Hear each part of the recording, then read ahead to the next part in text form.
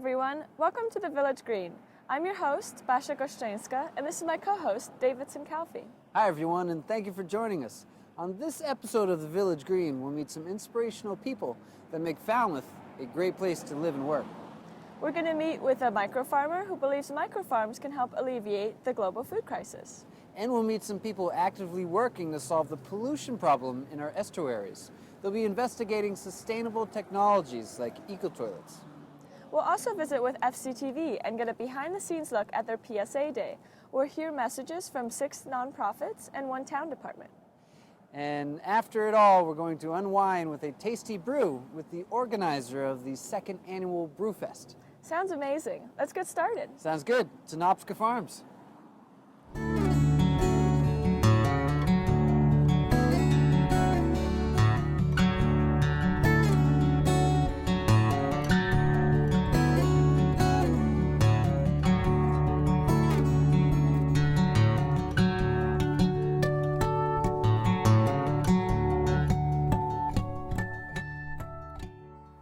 Hi, I'm the rooster at Nobska Farms. We're a small microfarm in Woods Hole, a village of Falmouth, Mass.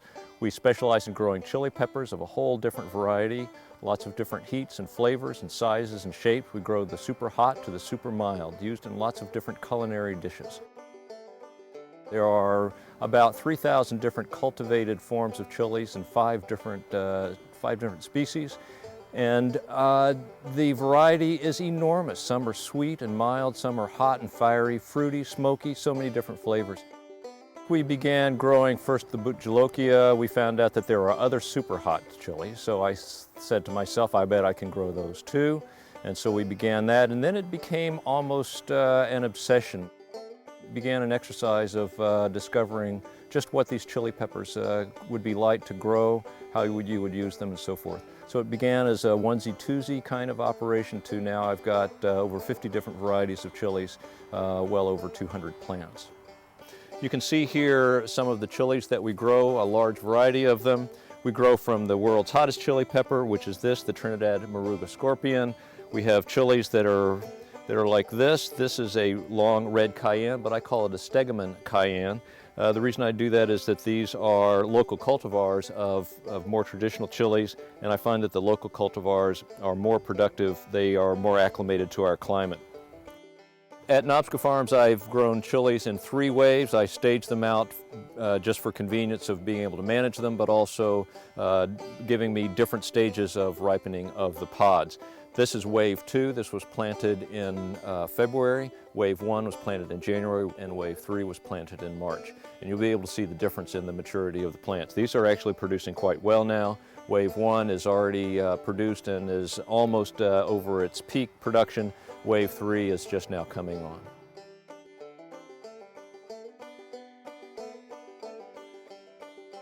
Microfarm means you have a small piece of land, so that means you put chili peppers, in our case, everywhere.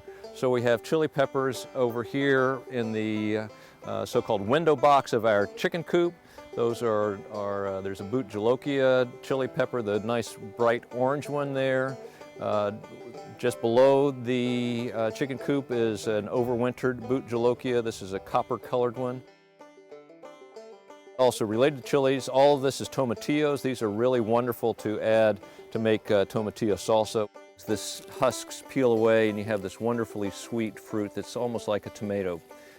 And this you can use to make just fabulous salsas with a lot of these and just a little bit of chili peppers.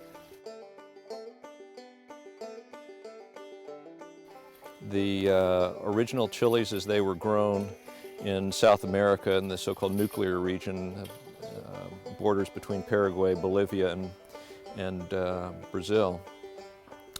They were formed there over evolutionary time. Birds would then eat the peppers and deposit the seeds in various places, and that's how they spread out from their region. The birds don't have a sensation of the heat for the chilies. Mammals do. So we don't have problems with deer eating our chili peppers. Not only are we a microfarm and a startup, but we have a long-term objective as well.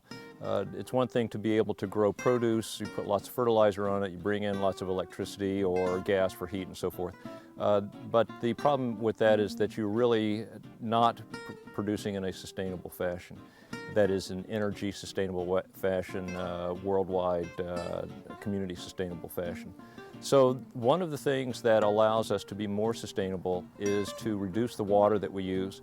There's a program that we are developing here at Nobska Farms to be able to produce our chili peppers on a test bed basis using aquaponics. It's a closed loop system with the fish and the plants. These are ornamental plants, but it's the basis of this pond that we'll be using for growing our chili peppers over the winter. In the greenhouse, which is behind me, we'll set up a tank with the fish tank in it, grow beds on top, and then grow beds down the length of the greenhouse. We'll circulate the nutrient-rich water up into the chili plants. The water will then circulate back down to the fish. So this will be able to provide us a closed-loop system where the fish provide the fertilizer for the plants cleanse the water for the fish. And this pond has been self-sustained for, I don't know, over 10 years in just its current condition.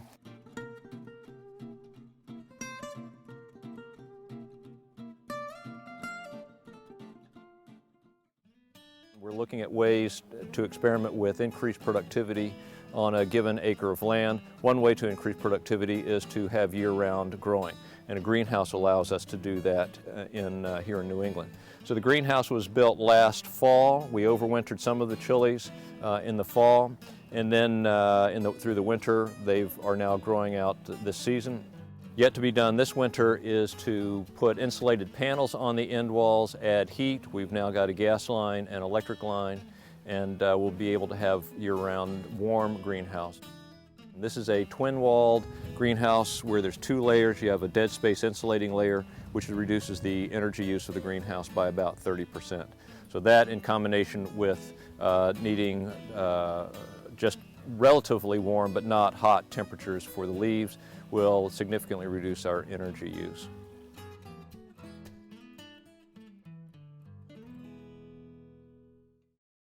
So why a microfarm? We are a startup microfarm here. We've been in operation commercial operation for a couple of years. It's such an invaluable activity in our community. There is a lot of land that is not used for productive food. We have beautiful landscapes, but they're not particularly productive in a food sense. As we go into the next few decades of this century, we will need more and more food, and microfarming is a way to convert our beautiful non-productive food landscapes into productive landscapes for food that you can provide for on your family's table, but also your community's table. Many of the crops that you can grow, as you can see, the chili peppers are quite beautiful and ornamental. They can be used in so-called edible landscapes. So there is an opportunity for people that have beautiful landscapes to have them both beautiful and providing food for themselves and their community.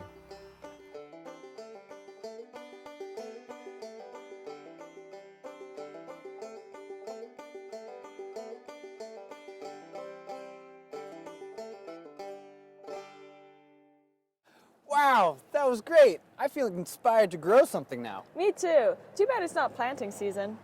Oh, I know it. But before we know it, spring is right around the corner. It's true. Before then, I'm going to have to make sure to visit the local hardware store and pick up some supplies. That's right. And while you're there, make sure you check out the eco-toilets they have. You know, I keep hearing about these eco-toilets. What's the story with those anyway?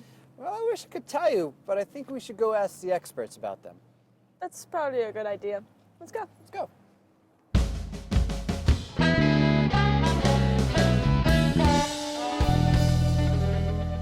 Falmouth is its estuaries.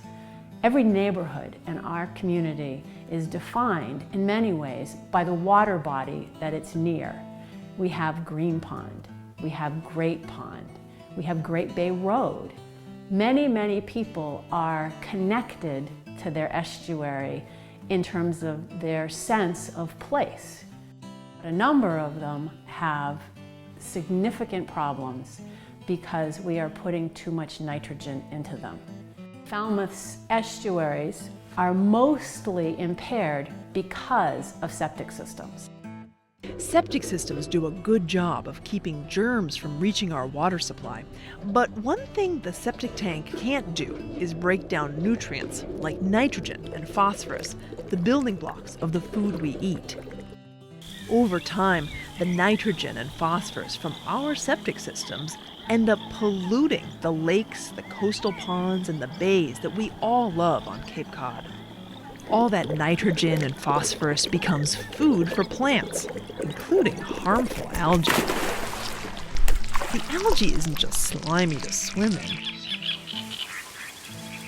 It's making it hard for eelgrass and other beneficial plants to live. As the algae grows, it uses up oxygen and blocks sunlight from reaching underwater plants. When the algae dies and decomposes, it uses up even more oxygen. If it gets really bad, the plants die, the fish die, and the water smells. The Water Quality Management Committee and the Department of Public Works is dedicated to restoring all of our estuaries to a state where eelgrass is thriving, the water is clear, and the flora and the fauna that a lot of us remember seeing as kids is back. The first efforts focused on a very traditional solution to estuaries restoration, and that was sewering. The logical idea was that if you can remove the septage, you'll fix the problem. Then the price tag came, and it was over $600 million to sewer all of the areas that were needed to clean up the estuaries. At that point, the town took a big step back, and people started asking, were there other technical solutions for cleaning up our estuaries without sewers? And at that point, the town began thinking very carefully about how to proceed both on a technical evaluation pathway as well as a regulatory pathway for not only looking at alternatives, but testing them and having them available for use.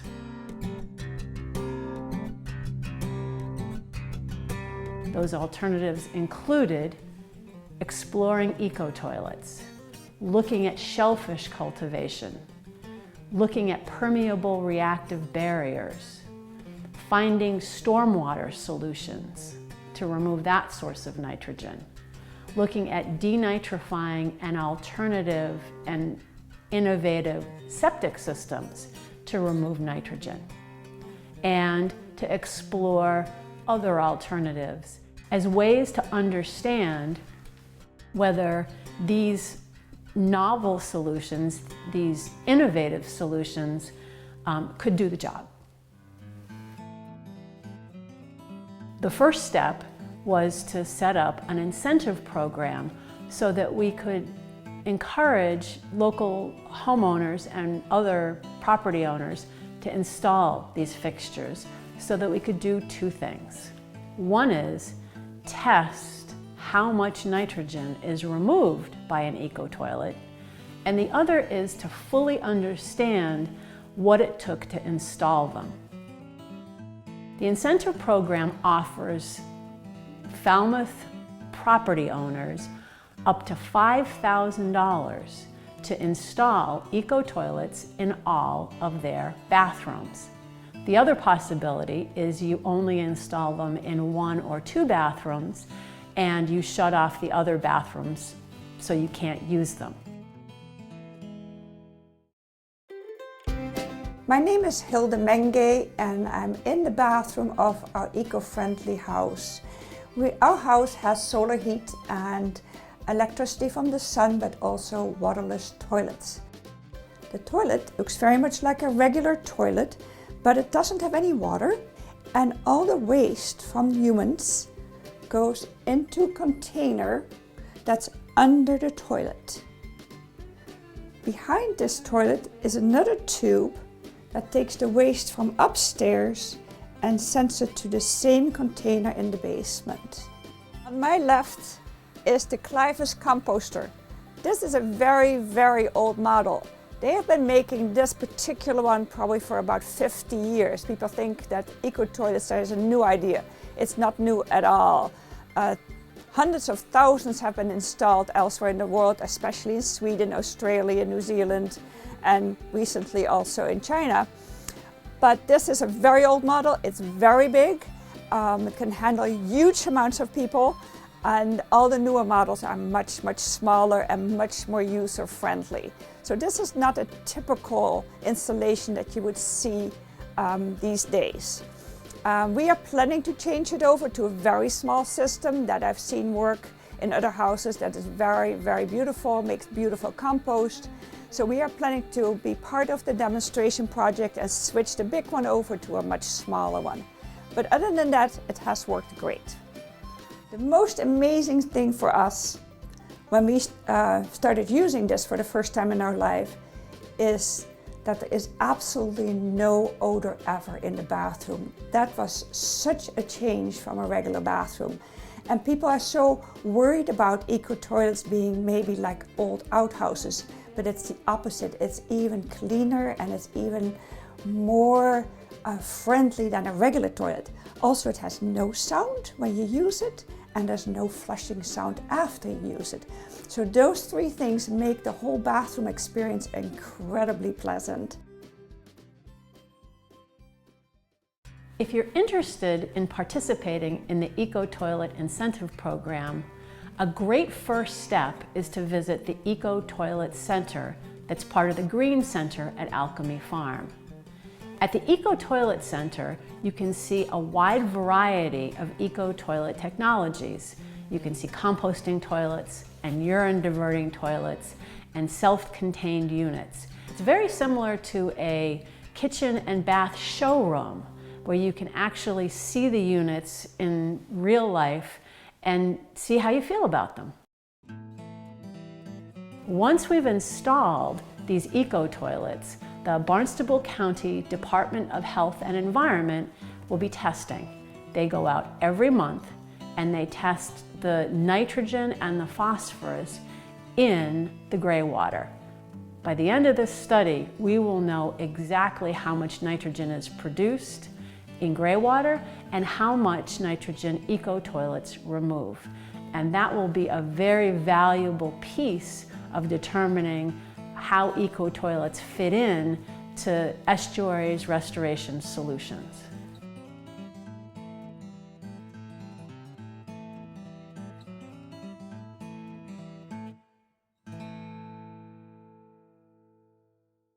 Great news! Looks like we have the technology needed to sustainably save our estuaries. And create great fertilizer. That's right.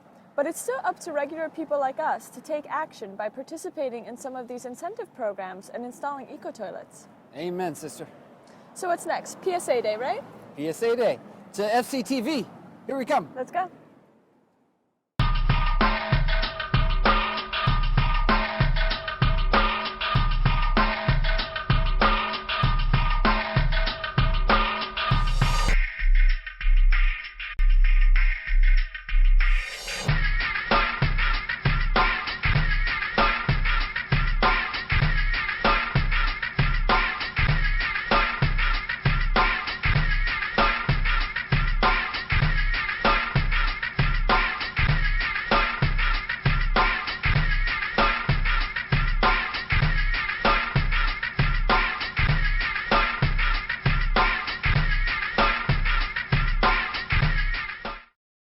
Have you heard about Self-Reliance, Falmouth's hometown fuel cooperative? For over 33 years, Self-Reliance's fuel cooperative has been saving money for residents and businesses of southeastern Massachusetts by reducing their heating oil and propane bills. In fact, members saved an average of $130 over the last heating season. Oil is delivered to Self-Reliance members by trusted, local, full-service oil dealers who have been working with our co-op for many years. A low annual membership fee entitles households to receive the benefits of our co-op. There are no age or income guidelines. www.reliance.org or 508-563-6633, Monday through Friday, 9 a.m. to 4 p.m. Quality schools, housing, and commercial areas are important for Falmouth's future. Permanently protected open space, woods, pond shores, beaches, and parks are equally important. Preserved land in Falmouth enriches our lives. It enhances our historic character and supports our economy. Open space helps to reduce congestion, pollution, and the demand for additional municipal services. And it provides clean air, water, and habitat every day. The 300 Committee is a nonprofit land trust supported by members dedicated to preserving natural places for all of us, now and in the years to come. Since 1985, we have worked with citizen groups, the town, and other conservation organizations to safeguard more than 2,300 acres of important Falmouth land. Special places don't stay special by accident. With support from our members and with determined effort, we can continue to preserve our quality of life and fragile environment. Please join the 300 Committee and help us to protect Falmouth's special places. Hi, I'm Chief Edward Dunn of the Falmouth Police Department, and I'm here today to talk about texting and driving. Texting while driving is a violation of the law. No texting, email, website, or video is worth the risk of endangering your life or the life of others on the roadway. 39 states, including Massachusetts, prohibit all drivers from text messaging while driving. If you're caught, the fines can range from anywhere from $100 to $500. And if you're a junior operator, you can lose your license. So, no text is worth the risk. You can wait till you reach your destination. Members of the Falmouth Police Department and myself want you to be safe, so don't text and drive. Just add water. Falmouth has the ocean and great beaches, but did you know that for decades there has been a strong need and desire for a community aquatics facility in Falmouth? Falmouth Aquatics is a nonprofit community organization that wants to meet that need. Our vision is to provide a first-class aquatics and wellness facility in Falmouth that is accessible to and reflects the strengths, qualities, and values of our community. Such a facility can provide the entire Falmouth community with recreational, fitness, therapy, instructional, and competitive programs that improve our quality of life. Community services and support, such as membership scholarships for underserved populations, teaching all school children to swim, and unique special needs programming. Partnerships with other community programs to improve the range and delivery of their services.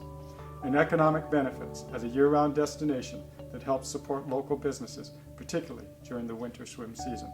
Today's aquatics facilities are more than just a pool. They are an active lifestyle destination for all ages, incomes, fitness levels, and interests. And aquatics is a preferred and effective exercise activity for many of Falmouth's seniors. Features found at aquatics facilities in communities like Falmouth often include a competition pool for lap swimming, swim teams, professional training and advanced swim lessons, and recreational and other fitness activities. A shallow warm water pool for lap swimming, water aerobics, learn to swim programs, and physical therapy. Splash parks with water slides, sprays, and beach-style zero entry for children. Fitness and wellness facilities such as treadmills, indoor exercise bikes, exercise machines and weights. Aerobics, cardio, and yoga classes, and child watch facilities. To learn more, please visit our website at www.falmouthaquatics.org at 508-444-2335. Falmouth Aquatics, just add water. We invite you to join us in our nonprofit effort to help Falmouth seniors remain safely, comfortably, and independently in their own homes for as long as possible.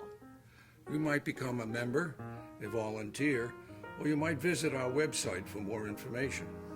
Volunteers help members by driving them to appointments and shopping and assisting with minor household repairs and other tasks. Neighborhood Falmouth helps our seniors remain vibrant members of our wonderful community.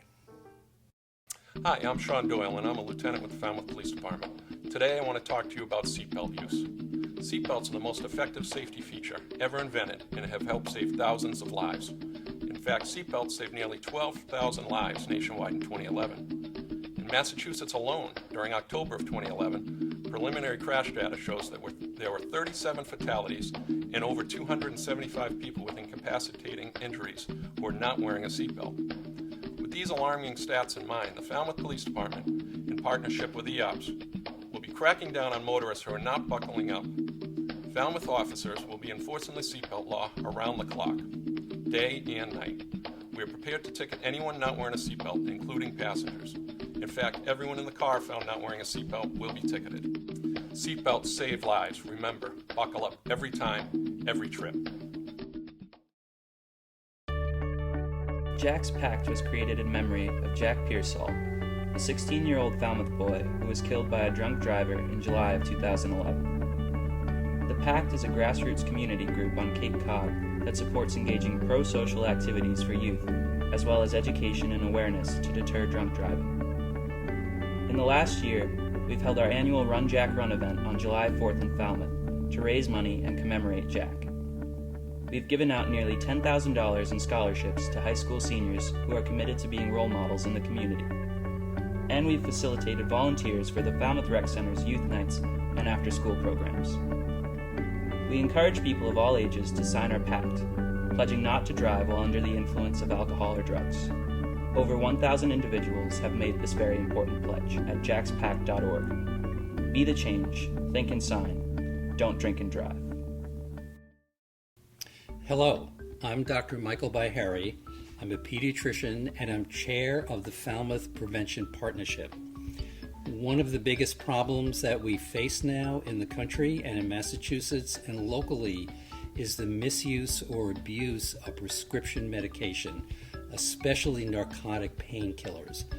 With a senior population here in Falmouth, many of you, including me, have gotten prescriptions for narcotic painkillers, for tooth extractions, for arthritis, hip surgery, knee surgery, and things like that. So many of us have these medications at home. Every day, more than 2,500 teenagers start to abuse prescription medications. And 70% of them get those medications from home, from a medicine cabinet, from the kitchen counter, or from their parents' or grandparents' purse. So it's very, very important for all of us to understand how to safeguard those medications and protect our youth. One way to do that is to secure your medications in a medication lockbox. These are widely available. You can go on the partnership's website at falmouthprevention.org and learn all about these, why they're important, and how you can get one for your own use. Hello, I'm Chief Edward Dunn of the Falmouth Police Department, and I'm here to talk about drinking and driving. The weekends is time to get together with family and friends, and sometimes that involves celebrating with alcohol. It is important to remember that drinking and driving is against the law and can put you and the people around you in harm's way. If you're drinking, be responsible. Designate a driver or call someone for a ride. Members of the Falmouth Police Department and myself want you to arrive alive, so please don't drink and drive. Wow, so many people doing so much good. I know, it's so inspiring. That's right. Well, as we head to Brewfest, keep that last PSA in mind, folks. And make sure to wear your seatbelts. Woohoo! Beer time!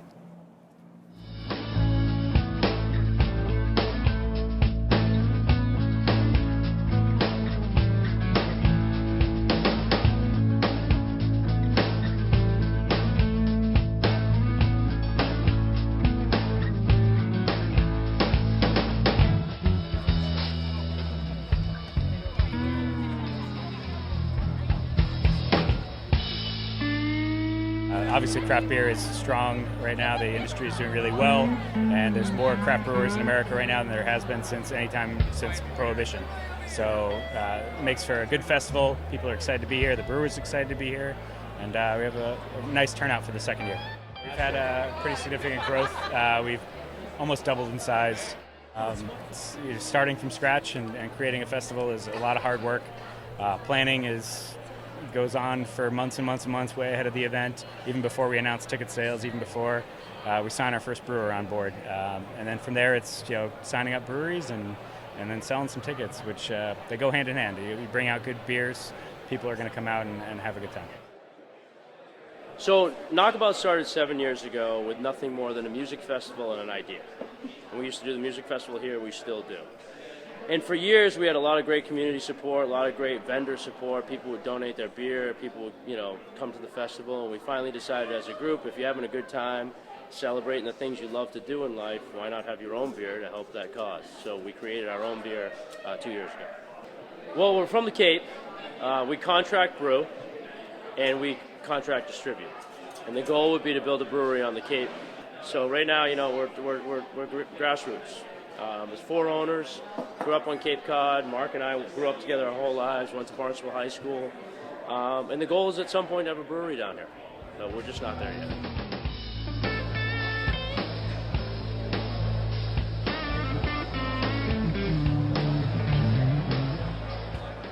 Well, Moonlight Meadery is a 3-year-old company based in Londonderry, New Hampshire, and we're dedicated towards reintroducing the most ancient alcoholic beverage back into the world.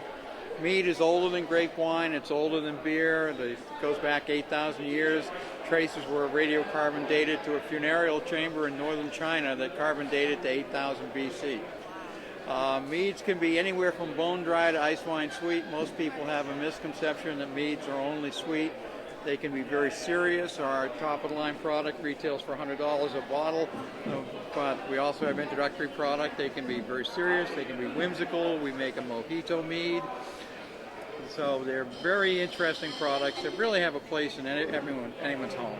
Mead is an alcoholic beverage where the primary sugars for fermentation come from honey. So all meads will have honey as a primary ingredient to drive the fermentation. If you combine honey and fruits, for example, peaches or pears or any kind of fruit, that's a type of mead called a melomel. If you use spices in honey, that's called a metheglin. If you use honey and ciders and ferment them together, that's a type of mead called sizers. If you use malt grains, it's a type of mead called a braggot. So there are literally hundreds of styles of meads. And meads made, although the most commonly associated with Celtic and Norse mythology, they're made all over the world. We always get a good turnout. Our primary demographic that's driving our business are the millennials, and it's the same class of people that are driving the craft beer industry. I'm an old guy. 20 years ago, you walk in, it's Budweiser, it's Miller, it's maybe Lauenbrauer, Heineken. Now you look at this place, and it's 100 different brews here, all kinds of unique styles, unique flavors, and that's the same thing that mead offers. So it's a natural affinity between the same audiences. We have Pumpkinhead, which is a very popular beer for us. We have Monkey Fist IPA, which is an American-style IPA. Sea Dog Blueberry, which is part of that big Shipyard family. Shipyard and Sea Dogs all together now. And then we have Smash Pumpkin, which is a 9% pumpkin ale.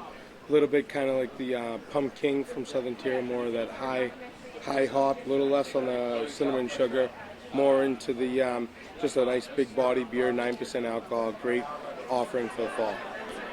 This is our first year here. Last year we weren't involved in this event, but we got involved with these guys on their Rhode Island festival, and that's how we got tied into Cape Cod. But it's a great place to be, and it's an awesome festival, being outside and beautiful day.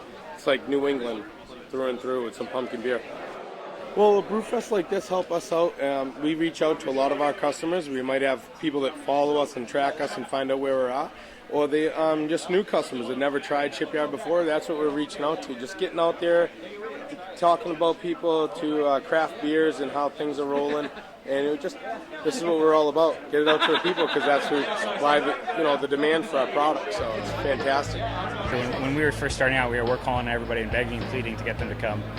This year, we had a great event last year. Nothing to say bad about last year. Just it was a small startup craft beer festival, and we've grown it a little bit this year, and it was a little bit easier getting brewers to be involved. I think we're about 1,200 to 1,300 tickets this year. We pre-sold about 1,200 and sold about 100 today at the door. We're happy to be here at the Barnstable County Fairgrounds. We've helped raise more than $6,000 for the Barnstable County Agricultural Society. That's a very big positive of this event that probably goes under the radar, but something that we're happy to give back, and we hope to be here for years and years helping to raise more money.